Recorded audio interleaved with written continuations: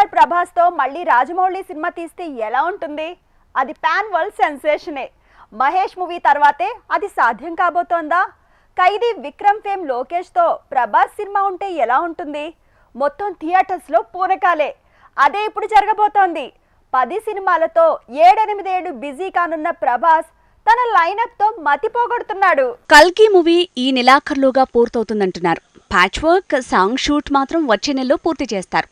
తర్వాత మారుతి సినిమా, ఆ వెంటనే ఇంకో 2 సినిమాలు ప్లాన్ చేస్తున్న ప్రభాస్ కంప్లీట్ గా 10 సినిమాలను లైనప్ లో పెడుతున్నాడు.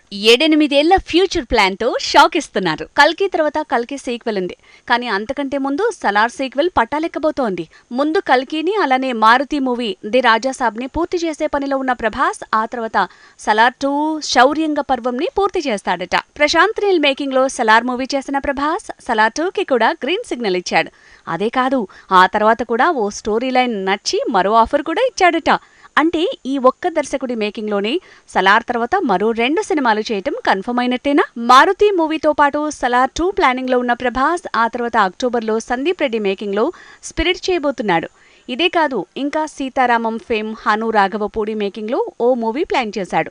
ఇలా ప్రభాస్ లైనప్ మతిపోగొట్టేలా ఉంది. అన్నింటికంటే వేరే స్పెషల్ మరోసారి దర్శక ధీరుడి మేకింగ్ లో ప్రభాస్ సినిమా ఉండేలా ఉంది.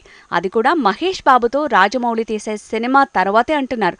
కాకపోతే 2-3 ఏళ్ల తర్వాతే వీళ్ల కాంబినేషన్ రిపీట్ అయ్యేలా ఉంది. ఛత్రపతి, బాహుబలి 1, బాహుబలి 2 తర్వాత మళ్లీ ప్రభాస్ తో రాజమౌళి మూవీ అంటే బాక్సాఫీస్ బద్దలే.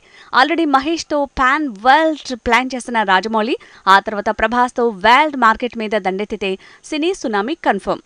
ఇదే కాదు, దేవర 2 భాగాలు తీశాక కొరటాల శివ కూడా ప్రభాస్ తో మూవీ ప్లాన్ చేసుకున్నాడట.